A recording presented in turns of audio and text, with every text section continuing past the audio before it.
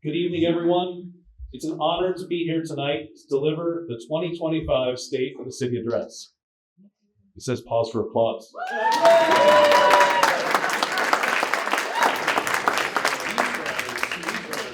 All right, here in the Silicon Valley, it feels like I should start out by saying San Mateo is disrupting local government space with scalable, user-friendly solutions for urban living. But in reality, we're just working hard, solving problems, and keeping our city running smoothly. No venture capital required. That said, we're always open for a good grant if you know anyone. In that spirit of innovation, let's talk about how San Mateo is growing and evolving and building a sustainable future that works for everyone. I want to start by recognizing my council colleagues. Okay, my Deputy Mayor, Adam Lorraine,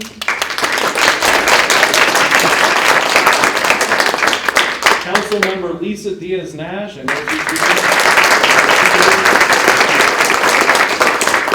Council Member Nicole Fernandez,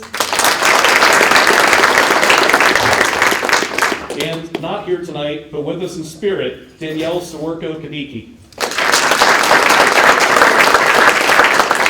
She's in Disneyland, and if I get through this speech in under 45 minutes, I want to be too. And of course, I'd like to thank our Assistant City Manager, Christina Horsberger. So, thanks again to our Assistant City Manager, Christina Horsberger. I also want to acknowledge our incredible department heads, and they're all here. As I call their names, I hope that they will wave. So we'll start off with Zach Dahl. Here he is. Matt Fabry. Sana Rasai. Martin McTaggart. Aaron Vaughn.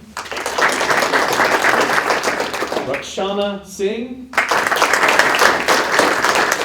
Joanne McGreeny. Araceli Esparza. Pete Owen. Ed Barberini. Matt Turgarici.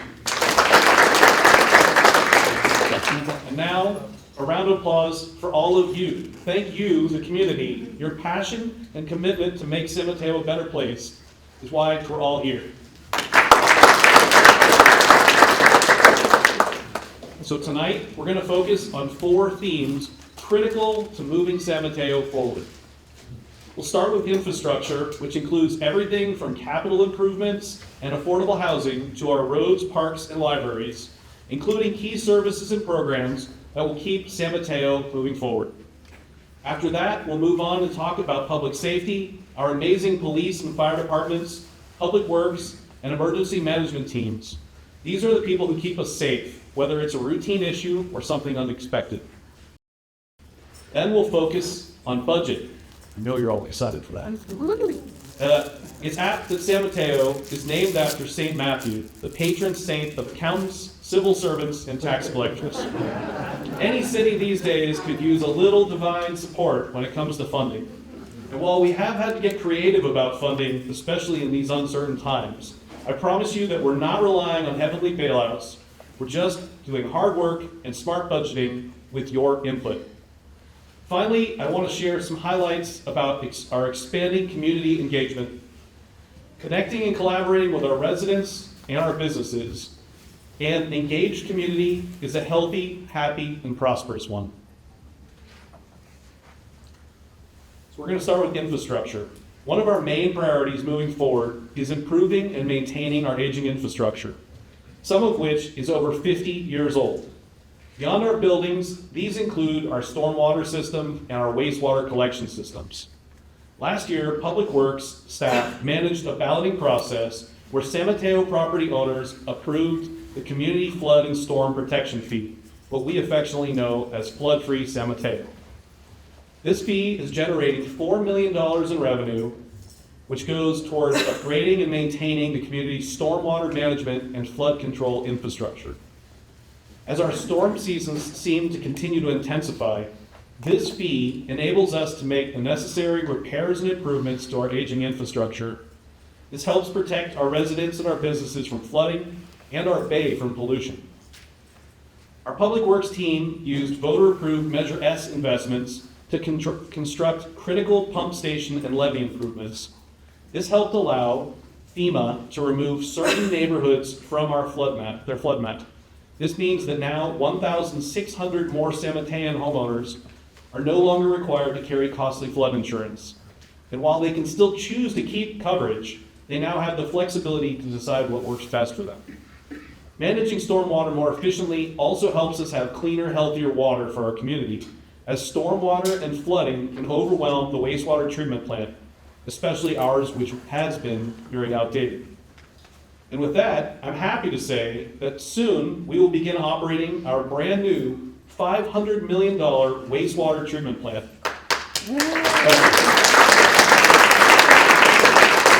This wastewater treatment plant is the centerpiece of our $1 million clean water program, which is funded by the ratepayers. This is an important development to move towards our long-term sustainability goals for decades to come. In addition, our team has been hard at work improving our streets and community spaces to make them more accessible and inviting. Last year, they made improvements to the downtown Pet Mall, including new seating, planter boxes, and accessibility improvements for those with disabilities. Construction is underway on a major bicycle and pedestrian safety and connectivity improvement project at the 3rd and Norfolk intersection, which connects 3rd Avenue Bike and pedestrian bridge over the 101 with the Bay Trail. This is part of our bicycle master plan, and it supports the city's Vision Zero policy to improve safety and eliminate deaths and other serious injuries in our transportation network. Another area where we're making improvements is our parks and libraries, which are cherished assets in our community.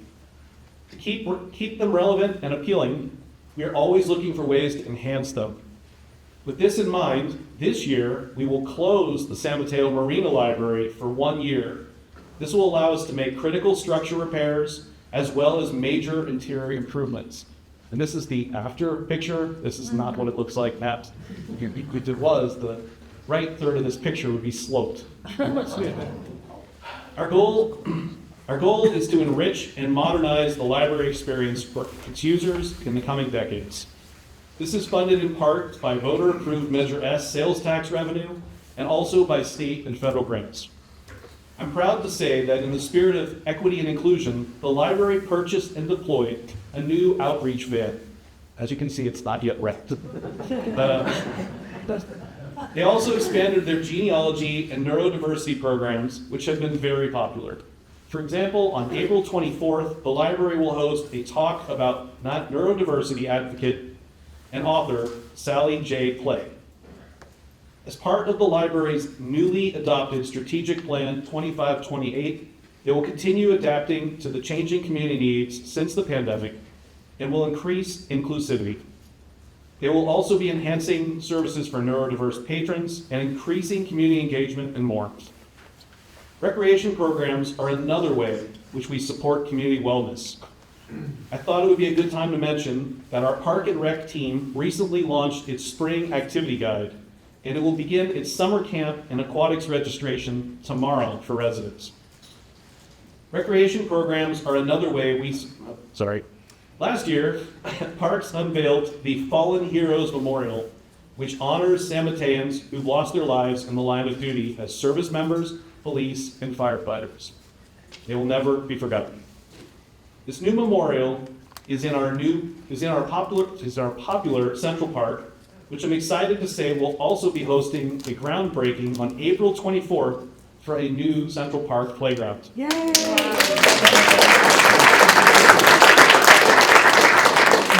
Playground improvements at East Hillsdale Park will be following soon as well. Yes. This past year, staff maintained amenities at Poplar Creek, which attracted over 80,000 rounds of golf.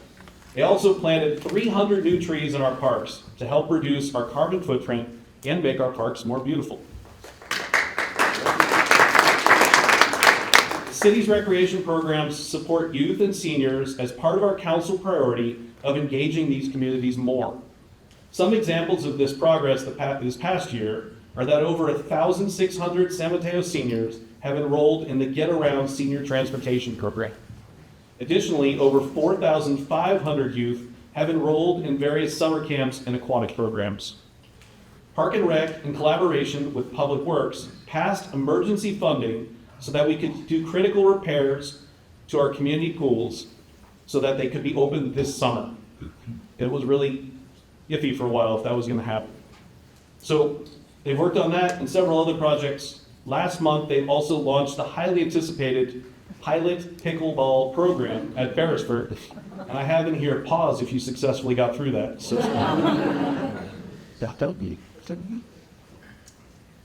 now we're going to talk about community development, which is helping address another important priority, housing for our future. The department reached a huge milestone last year, including getting our housing element certified by the state. Yes, we need to clap for that. We're proud that our plan calls for more than 10,200 new housing units at all income levels over the next 8 years. And this exceeds the state-set regional housing requirements of 7,015 units. Creating more supply will help create more affordable housing, as will our ongoing efforts to further fair housing and preserve existing housing that is affordable to lower and middle income levels. This includes converting older, underutilized commercial sites into new projects with higher density housing units, including new family-sized townhomes. The housing element is part of the General Plan 2040, which was also adopted last year. The plan was over 6 years in the making with much community engagement and input. It ensures that public services and infrastructure service levels are maintained and improved as the city changes and grows. It focuses on new housing and higher density close to public transit and job centers, including downtown, with plans for up to 19,700 new housing units. This should ultimately help decrease the number of cars on the road to reduce traffic and greenhouse gas emissions. It will also improve health by getting people walking and biking. Increasing affordability and keeping people near goods and services will also allow more people to age in place, something which everyone deserves. The plan carries forward some of the key ideas that have shaped cherished aspects of San Mateo's character, such as preserving nature as the foundation of the city, enhancing neighborhood fabric and quality of life, supporting local businesses, and supporting safety. It also includes investing in equity priority communities, which have historically borne the greatest burden from pollution. It also means implementing a Vision Zero policy to ensure roadway safety, which is a primary concern now more than ever, and something that our staff and our council are focused on. The plan confronts the effects of climate change with a sea level rise adaptation plan in the works as a cross-departmental team, thanks to a state grant awarded to the city. This year is ultimately all about implementation. For the housing element, that includes streamlining and simplifying the permitting process, updating codes to support the production of missing middle housing. For the general plan, that means comprehensive zone updates to facilitate this development. Last year's passage of Measure T will allow us to raise the height density intensity limits in 10 key study areas to help move San Mateo forward towards its housing and transit goals. I'd be remiss if I didn't mention another milestone, the debut of the Kiku Crossing Affordable Housing Project. This was completed and occupied at the end of 2024, earlier this year. Not only does Kiku provide 225 100% affordable housing units, but the Kiku Garage also added 524 downtown public parking spaces and 27 EV charging stations. And yes. Speaking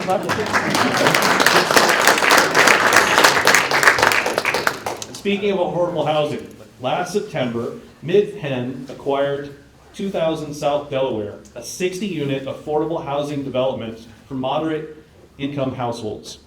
It's located next to the current Mid-Penn housing-owned affordable housing development which is called Delaware Pacific at 1950 South Delaware. Both are located side by side on city-owned land. The city contributed a $500,000 loan to support Mid-Penn's purchase of the property and to deepen the affordability of the units from moderate income to low income. This recently acquired property is now referred affectionately as Delaware Atlantic. That's a joke because the other one is the intersection of Delaware and Pacific. So I had to explain it so it's not funny. The funny thing is the people who are managing the project call it Delaware Atlantic, but they don't understand. All right. As part of the loan terms, the city recorded a new regulatory agreement and ground lease with Mid-Penn, and that will keep these units affordable for 55 years. That's an applause.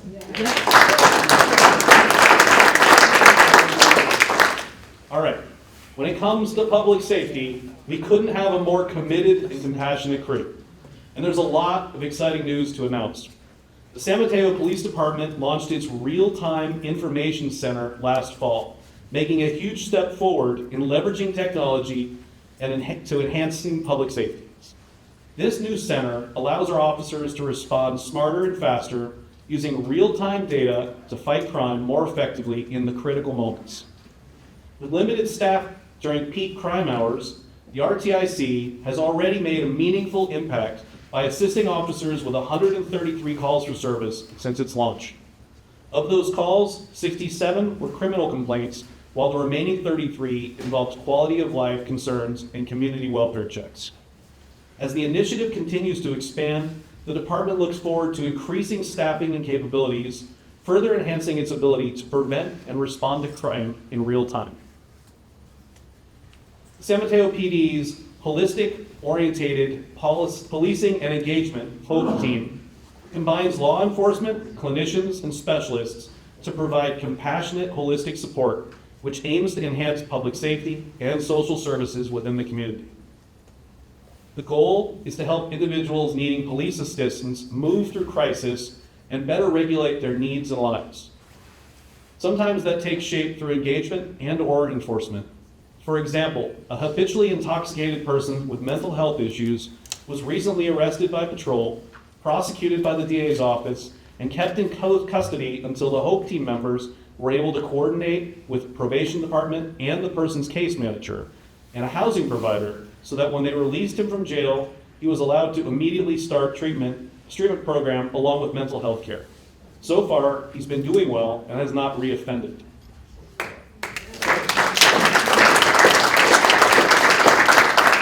Another impactful effort on the behalf of the PD is the Organized Retail Theft Task Force. This is a partnership with the cities of San Bruno and Daly City Police Departments. They've made great strides in protecting retail businesses last year and prosecuting retail thieves. This program is supported by a multi-million-dollar grant awarded by the California Board of State and Community Corrections. It has facilitated 189 arrests, 163 cases, and the recovery so far of over $80,000 worth of items since its deployment.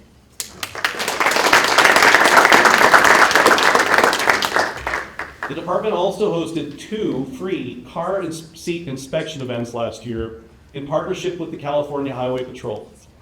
During these events, certified inspectors ensured that 72 vehicles complied with state law and enhanced children's safety. I'm excited that this year, the department will launch the Lights On Mechanical Vouchers Program. Usually when a driver gets pulled over for something like a broken taillight, they leave with a ticket and a repair bill. But thanks to this program, our officers now have another option, offering free repair vouchers instead. This program does more than just help people fix their cars. It removes financial barriers, boosts safety on the roads, and strengthens trust between the officers and the community.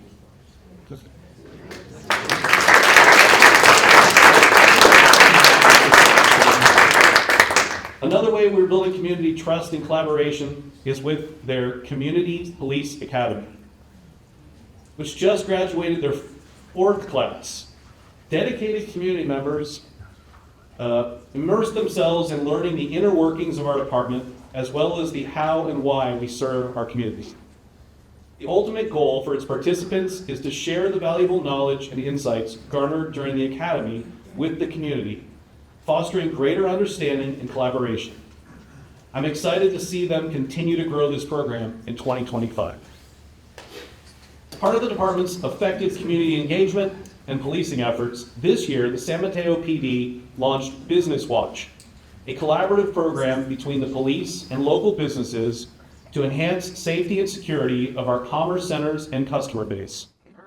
In a similar fashion to Neighborhood Watch, Business Watch leverages partnerships, education and training, information sharing, and community engagement to address potential threats, crime, or suspicious activity and create an overall safer, more prosperous community.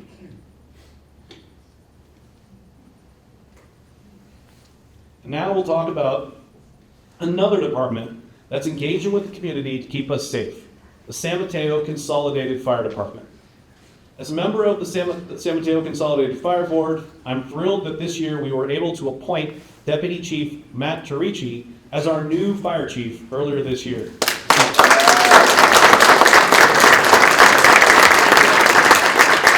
Matt brings with him decades of experience from right here in our own community.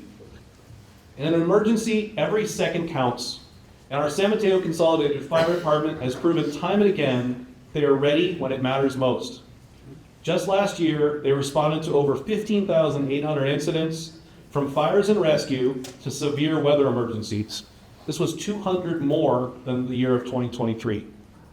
They saved an estimated $718 million in property and contents through their rapid response. One of their most critical saves came from mutual aid when they sent support to our neighbors in LA and other surrounding areas.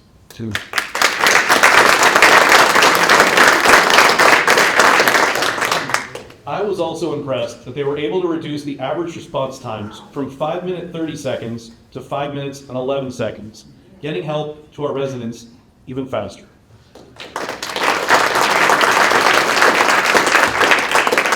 In addition, city staff is currently exploring and evaluating a potential upgrade or replacement of Fire Station 27, as well as other older facilities so that we can better serve our growing community.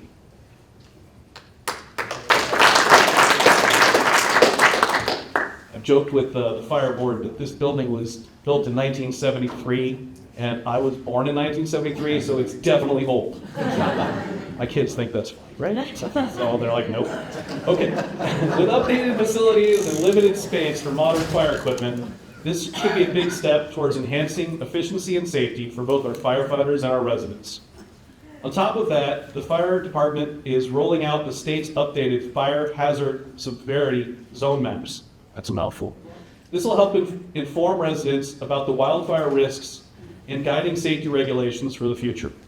At the end of the day, our fire department, as well as our police and other emergency services, aren't just responding to emergencies, they're preparing for them. Their work saves lives, protects property, and keeps all San Mateans safe.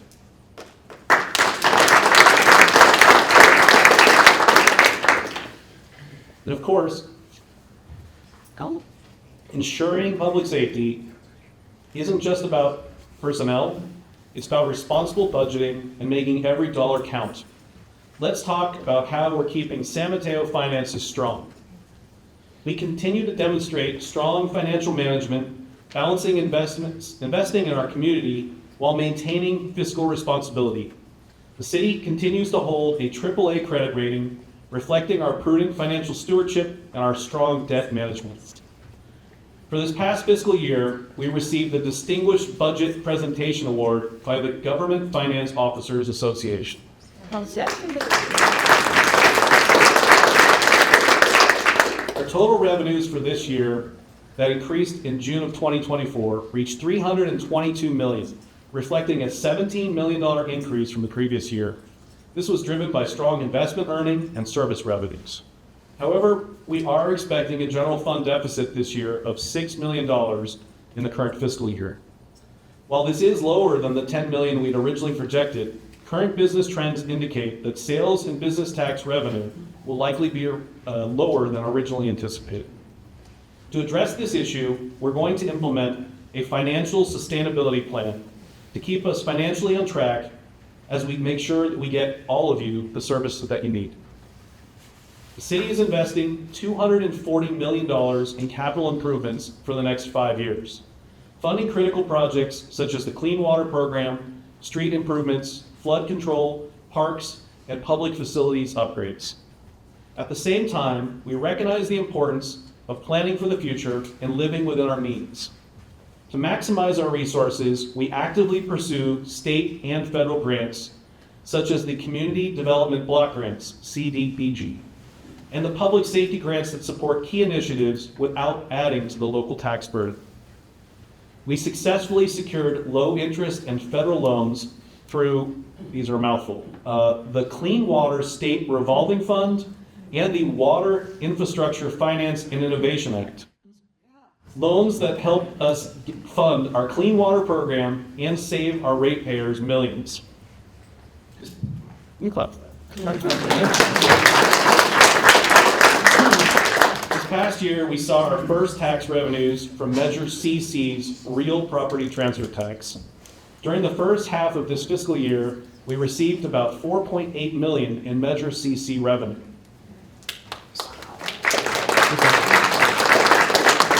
City staff continues to recommend to use most of the Measure CC funds to support critical capital improvement projects, which we'll discuss more in detail at our next budget study session. We're closely tracking economic conditions, rising costs, and revenue trends. Our 10-year financial forecast moving forward will help us make informed decisions, ensuring that San Mateo remains well-equipped to meet both the opportunities and challenges ahead. Before I talk about community engagement, I want to thank some of the teams that don't usually interface as much with the public, but do play a huge role at keeping the city of San Mateo on track. The IT team recently upgraded our citywide network infrastructure, and they're always getting us out of technical jams and making it easier to serve the community through use of technology with things like our virtual permit center and our virtual meeting pass capabilities in every conference room. That is why the city staff gave them a 99.2% satisfaction. While you may never see them, they are the wizards behind the curtain that keeps the city online. The HR team also does an incredible job of helping us hire the best talent and developing training and engagement programs. You're not likely to see them, but they play a big part in making sure that the right people are in place to assist you, our staff are well trained, and that they have a great place to work. Over the past year, the HR team has recruited and hired 140 full-time employees. This makes up 25% of our workforce, and they will continue to support for the delivery of services to our community.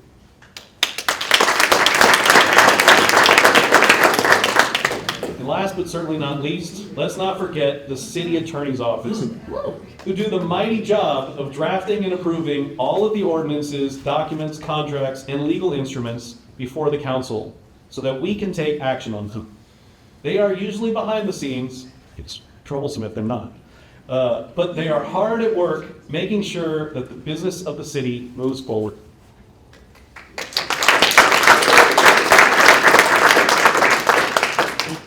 So I'd like to thank all the department heads and all of the 550 staff who keep the city running for all of us.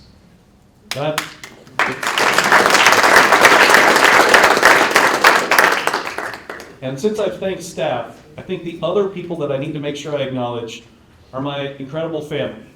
My wife Jen and my daughters Maeve and Mara, who've put up with my long hours and have had to hear this speech now, 5 times? I'm surprised they're here, to be honest. And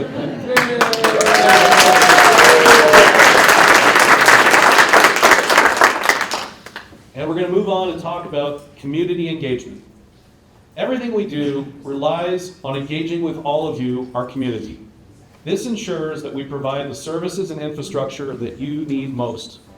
We do this in a variety of ways, such as surveys and community meetings, to share information and get input that helps us better serve you.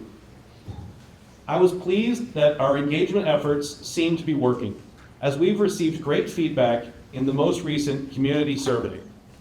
Over 71% of respondents said that they were satisfied with the city's overall performance in providing municipal services.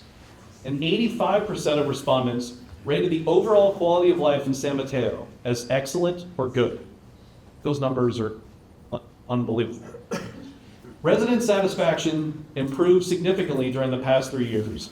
Many service areas of improvement to our efforts were addressing homelessness with a 17% approval increase, providing special events with a 13% approval increase, and cleaning up litter on the sidewalks and in public areas with a 10% improvement increase. Respondents also reported a significant increase in their satisfaction with the city's efforts to communicate through newsletters, the internet, social media, and other means. The city launched a downtown survey in late August, supported by the Chamber of Commerce and the Downtown San Mateo Association. The survey aimed to gain deep insights into how users experience downtown, and this is helping us helping us make informed economic development programs. One of these is Rev Up San Mateo, a partnership designed to promote and support local events and programs that showcase local businesses, art, and entertainment options. This encourages community engagement, attracts visitors, and fosters economic growth for the city. As part of this initiative to encourage more festivals and live performances, we have begun to streamline the special event permitting process, and we will finish this work in 2025. As part of our goal to engage seniors more, the city launched the Age-Friendly Business Certification Pilot Program. This is a joint effort with the city and the Age-Friendly Coalition. The program aims to raise awareness and certify businesses that demonstrate a commitment to meeting the needs of older adults and fostering an age-friendly environment. Last year, staff and council engaged the community on the hurdles and opportunities around another important topic, building electrification, aka decarbonization. Switching from natural gas to carbon-free equipment in our homes and buildings is not only beneficial to our health, it's critical to reducing greenhouse gas, GHG emissions in our community and in reaching our sustainability goals. While the city of San Mateo has made progress in new construction, electrifying existing buildings offers the largest opportunity for GHG emission reductions. On March 5th, we initiated a city primary outreach campaign for this effort by hosting a community feedback meeting. And these QR codes are also available in the lobby afterwards if you would like for more information. There's also another meeting, which will be on Zoom on the same topic on March 13th. If you want more information, again, the QR codes are here and in the lobby. You can also take a new survey that will help us shape the Electrify San Mateo Sustainability Building Strategy. The survey closes on April 18th. Please participate. Another way we engage the community and ensure everyone's voices are heard is through San Mateo's Conversations. This is a series of community meetings with underserved communities, launched last year to gauge their needs. And the data from all conversations will help us better serve our diverse communities. We encourage public comment during our city council meetings and study sessions. To make the process more inviting, this year, you will be happy to know that we are going to be modernizing our council chambers. And yes, give me a clap.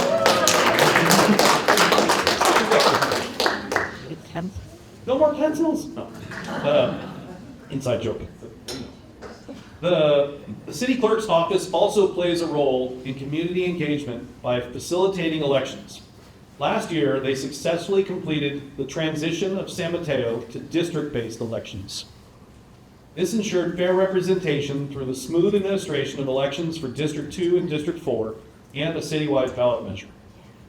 A key focus was youth engagement, highlighted by the I Voted sticker competition, where 3 young artists for the March primary and 4 for the November general election had their designs featured on official election material. The initiative encouraged youth civic participation, and it reinforced the importance of voting from an early age. To make elections more transparent, the team launched San Mateo's first candidate voluntary expenditure program, and they expanded the campaign finance dashboard, which is a one-of-a-kind tool in the county. The city clerk's office encourages diverse community input through our boards and commissions recruitment. Last year, their comprehensive outreach successfully resulted in a 250% increase in the number of applicants for our boards and commissions.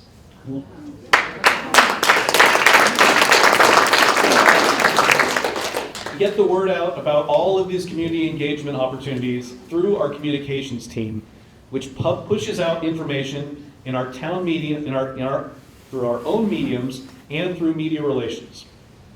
Last year, we drastically increased our citywide e-newsletter frequency, taking it from a monthly to a weekly newsletter. We sent out 48 issues, a 300% increase over the number of issues in 2023, with each issue sent to more than 12,500 subscribers. So the question is, how many of you are subscribers? I am. All right. Well, if you aren't, QR code in the lobby, so you will be tonight. We launched our biannual print newsletter last year, with each issue mailed to over 50,000 residents and businesses. We grew our social media followers across social media channels to 23,934 users, a 7.9% increase over our 22,179 followers the previous year. This doesn't even include the followers on our police and fire department channels, our park and rec department channel, our library social media pages, and if you don't follow Rookie, the San Mateo PD therapy dog, you really should. I think he might have the most followers of any non-city group. We are in the process of also improving our city websites to make them more user-friendly, from improved search capabilities and expanded project web pages to consolidated event listings, so everyone can get the information they need to stay involved. We also use these channels to inform residents about city job openings to recruit the best staff to engage with and serve our community. In addition, we promoted job fairs to inform residents about potential career opportunities. I invite everyone to join the conversation this year in any way you can. Whether it's volunteering on a board or commission, we are recruiting 250% more than last year. Whether it's following us on social media, subscribing to our newsletters, participating in studies, or sharing input at community meetings about major projects. At the end of the day, what moves San Mateo forward isn't just innovation and effective financial stewardship, it's people. Your ideas, your passion, and your engagement are what make our city great. And I can't wait to see what we will accomplish together as we continue to move San Mateo forward.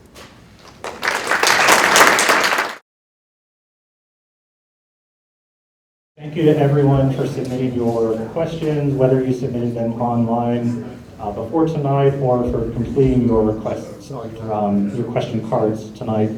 We did receive a large number of questions, so as City Manager Kajikian mentioned, we're going to be synthesizing all of those. So if you don't hear a response to your question tonight, rest assured, we will have a written response and that'll be up on our website as soon as possible. So we're going to have our questions in buckets, so and then I'm going to direct these to the mayor and to city staff. So the first theme for questions tonight will be downtown San Mateo, commerce, cleanliness, and development.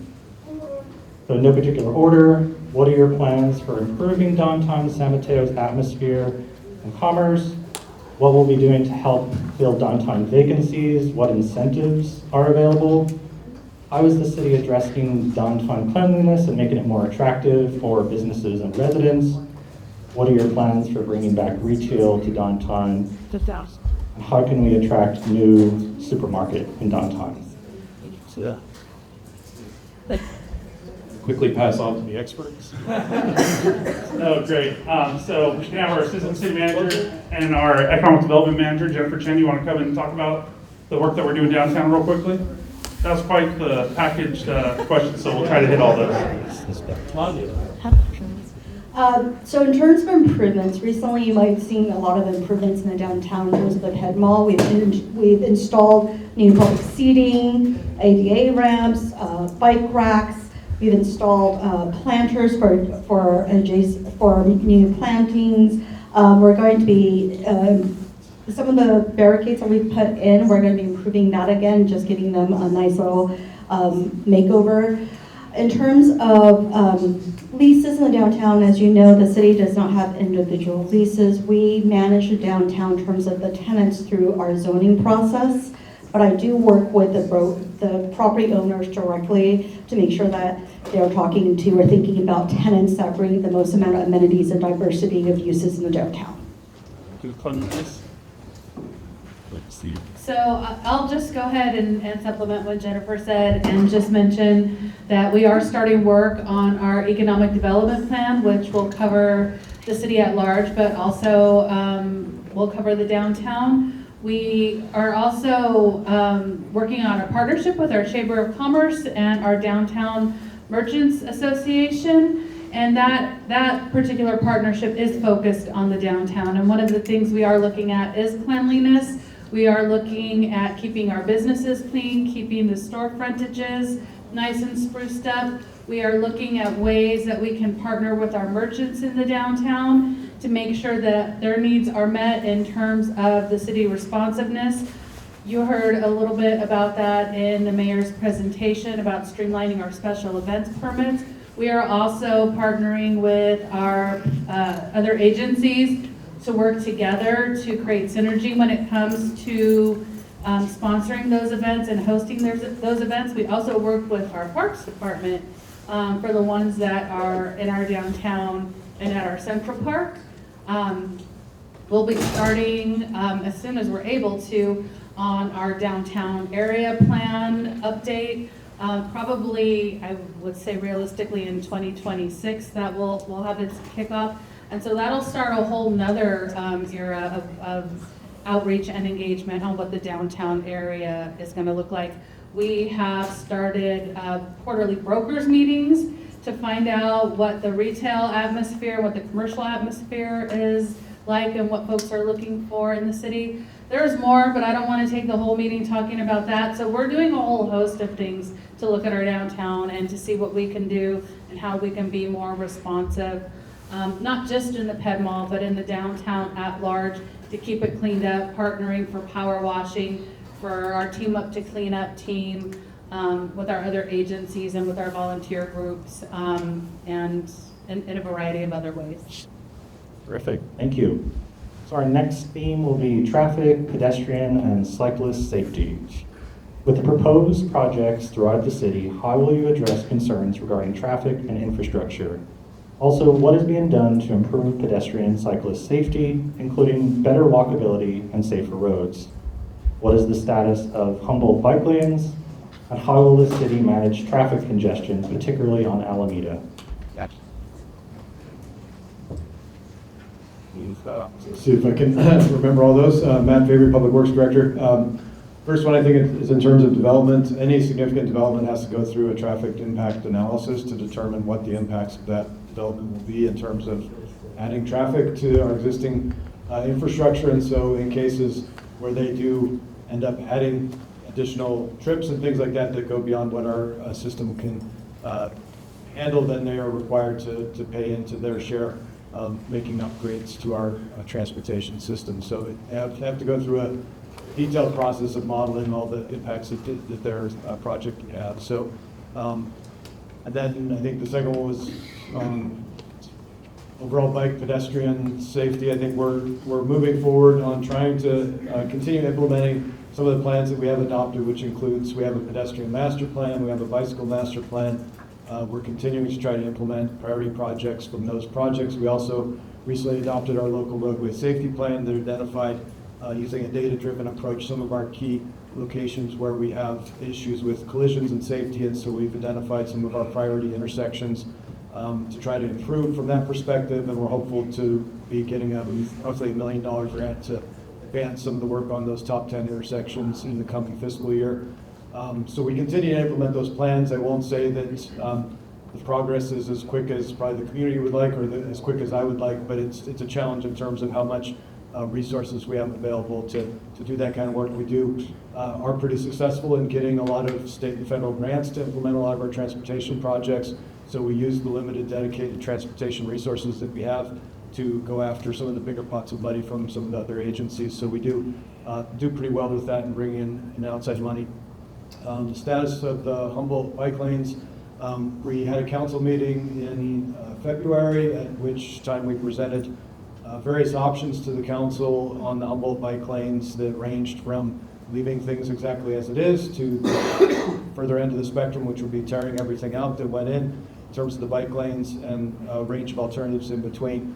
Council gave us direction and staff to move forward on engaging the broader community, which includes the North Central community, folks that live on Humboldt, the cycling community, everyone that is a stakeholder in that, on looking at the potential for potentially removing a portion of the bike lanes that would be roughly between 2nd Avenue and Indian Avenue, and replacing that with one or more parallel bike boulevards with the focus on maintaining safety and connectivity within the community. So we are going to be engaging on a process to engage the community on those different options going forward. So there's been no formal decision made by council to undo anything at this point. We've been tasked with going out and engaging the community on making those evaluations of what we could do. They also gave us direction to work to just go forward and try to improve lighting within on the Humboldt corridor, as well as potentially the additional bike boulevard corridors, recognizing that that's an existing issue that we've heard continuously from the community, that lighting is an issue.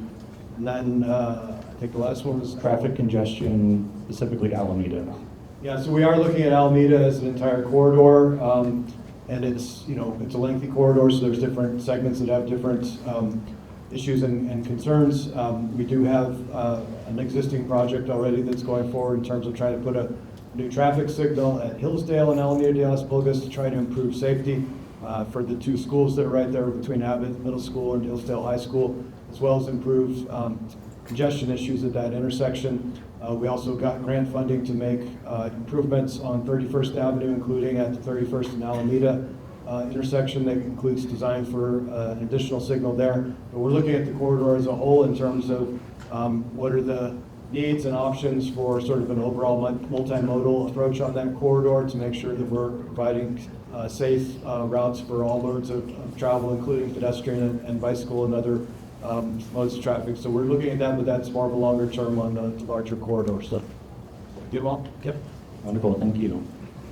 This next theme is crime and public safety. How is the city addressing crime management, and will the San Mateo Police Department expand in response to the city's housing growth? Well, I think the second part of that question is above my pay grade. But we're well aware that development and new projects in the city make our job a little bit harder. It's just the greater the population grows, the greater the demand on all public services, including public safety. The primary answer to that question, and it was mentioned in the mayor's speech, is we're doing our best to leverage technology. The real-time information center allows us to respond to calls in a much swifter manner. You may have seen some drones flying around the city occasionally. We've utilized that technology, as well as working with our both other public agency partners and our private partners to help us and have access to cameras in public areas. So prior to police officers arriving on the scene of a crime, we are armed with a lot of information. So we've been very successful in being able to solve those types of crimes, sometimes before we even arrive on scene. The benefit of that is we get to catch a bad guy, right? And there's some satisfaction that the victim has in either receiving they're taking property back, or there's a justice component to that. But word also spreads, and what we've seen over the past several months, especially when it comes to retail theft and organized retail theft, as was mentioned in the speech there, we've seen a drop in those types of incidents. It's not to say that they've gone away completely, but we've seen a reduction in. We attribute that to, hey, people know that we're aggressive. We will make those arrests, and we will leverage every tool that we have to make sure that our businesses and our residents remain safe. So it's not always feasible to see any department the personnel grow proportionally to the population or to a greater demand. So we're trying to be creative and leverage other resources that are primarily technology in addressing those challenges. Thank you. Our next theme is housing and development. So there's a few questions here. What new development projects are anticipated in the coming years? What is the city doing to ensure developers use local workforce and apprentices in commercial and housing projects? What initiatives are in place to ensure affordable housing for residents? Is the city committed to the general plan historic preservation goals? And finally, why is San Mateo allowing more office space at Hillsdale Mall? We already have unoccupied office space. Thank you for those. So I think there's a lot of answers to that. Starting actually with the Hillsdale question first.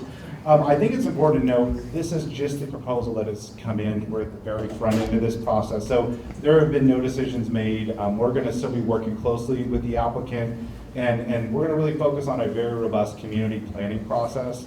This will be the largest planning or development project that the city has seen since Shea Meadows. And so we want to make sure that we have a thorough discussion about what the community needs are, how this site evolves, both to serve the city, remain as a regional destination, and also meet the needs of our housing and our general plan.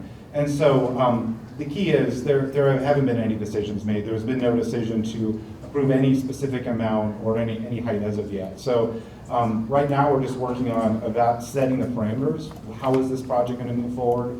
We're going to then need to engage in a community planning process and have a robust environmental assessment of everything that goes into the final product. So I don't think there's any determination on the exact mix or what will go in here, but we want to make sure that it continues to serve to meet the community's needs and provide that regional destination that it has been for so many decades before.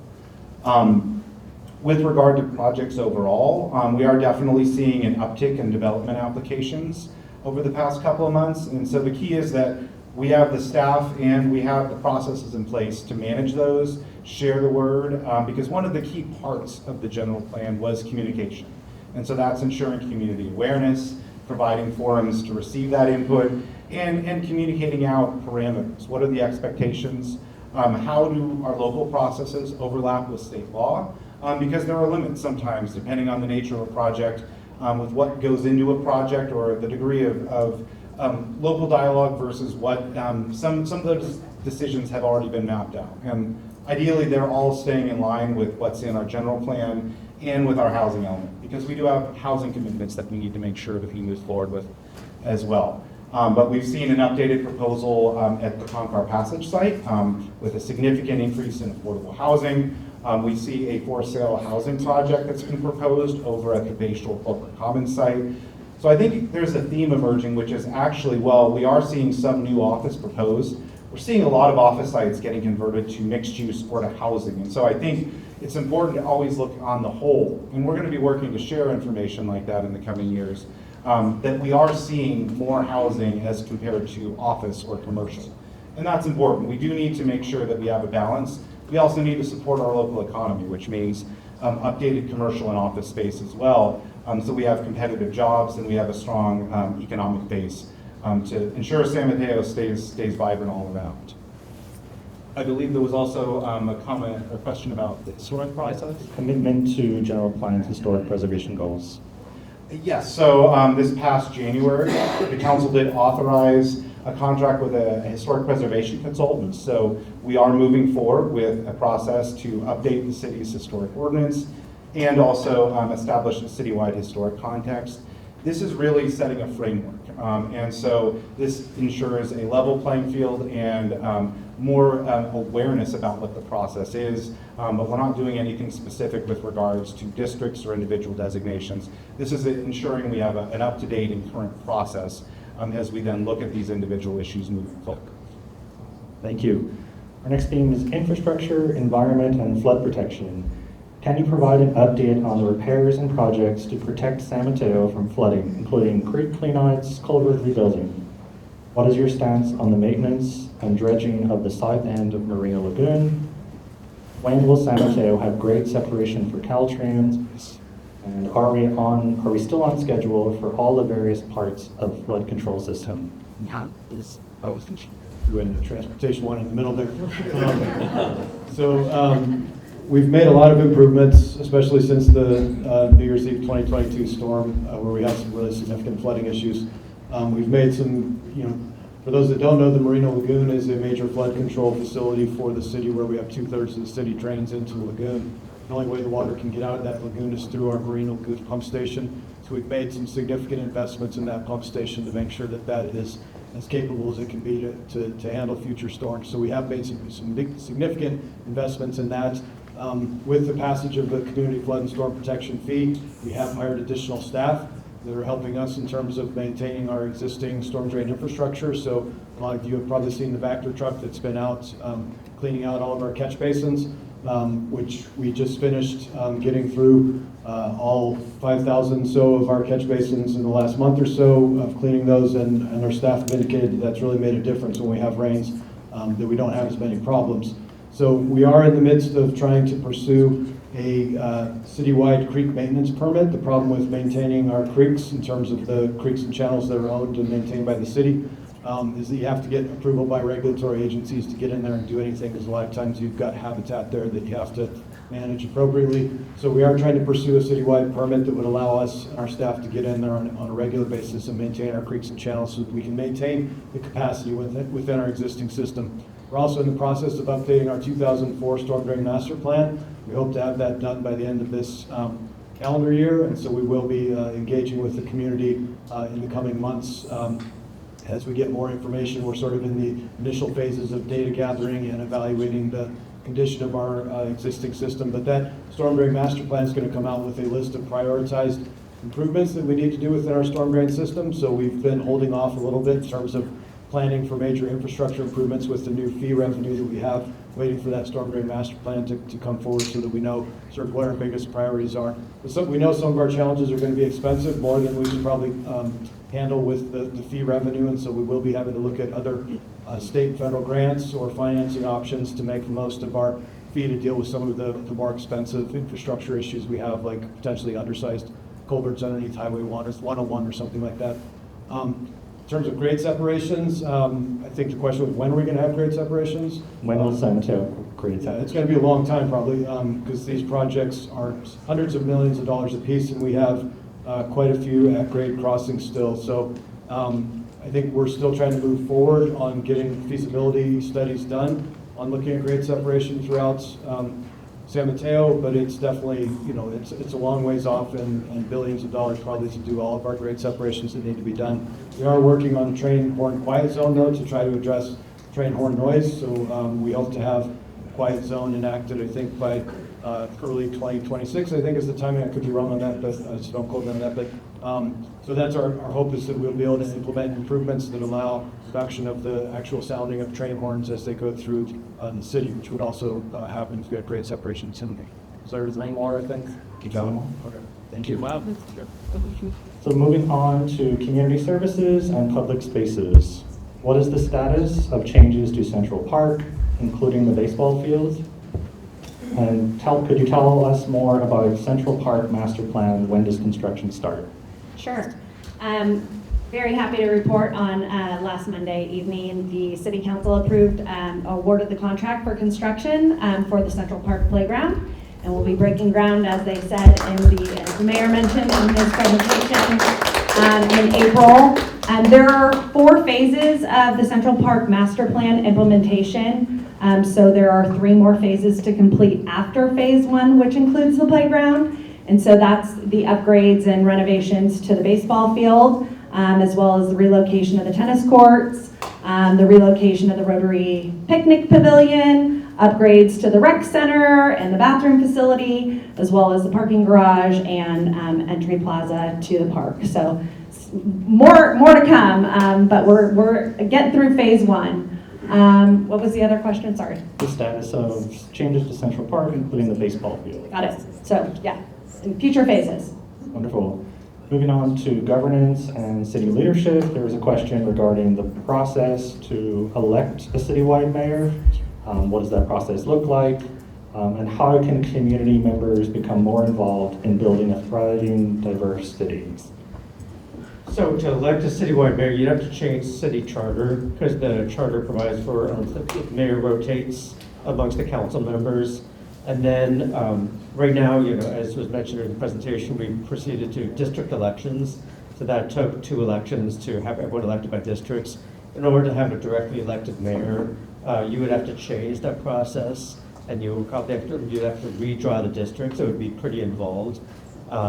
It's not impossible, but it would require a substantial series of changes.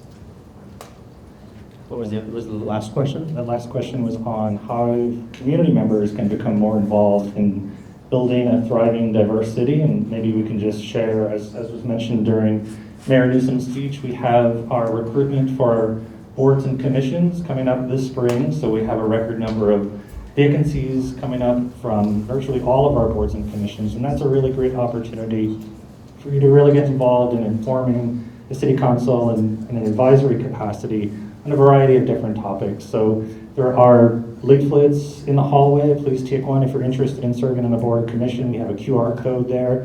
Our recruitments will be going online in April. So we'll be running a recruitment from beginning of April through early May. And then we have a couple of issue-specific questions. So one topic, initial thoughts on how to close the budget deficit.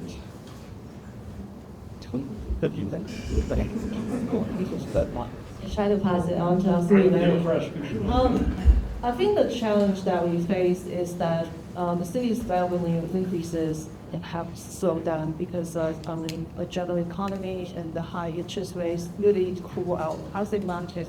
Then sales tax also actually take a decrease because giving everyone facing uncertainty, we are expecting our consumer are going to reduce the discretionary spending, and that will have a negative impact on our sales tax. So overall, our revenue increases is less than our cost increases, and that's essentially what happened and what caused the budget deficit. So we are currently looking at 11 layers of financial sustainability plan, which I think our city manager would love to talk about, how to break it up. So I won't go through the 11 layers, but really what we're looking at is we have to live within our means. So it also includes belt tightening. That's just the truth that we're all looking at analyzing our operations and looking at efficiencies overall here as a city organization and government. We're also looking at ways that we can increase revenue. So one great example is the council will see an agreement actually probably in the next couple of months where we're looking at a few parking spots in a parking garage that's been probably 40% vacant, that a private medical hospital is looking at leasing out those spaces as well, which will generate hundreds of thousands of dollars for the city as well. So it's really thinking outside the box, looking at different ways, also looking at our real property portfolio. It's just like you as individuals with your house or your real estate investments. How can we utilize our real property portfolio for economic development and economic vitality? That's really big as well. And some other areas of just where we're looking at is just how do we leverage grants and go after grants. So we just brought on board, the council approved an agreement for our grant writing firm, and there is no cap on the number of grants that we can go after as part of this contract with a grant writing firm. And it also includes our foundations that support the city. That includes the Police Activities League, the Library Foundation, and our Parks Foundation as well. So they can all utilize that grant writing support.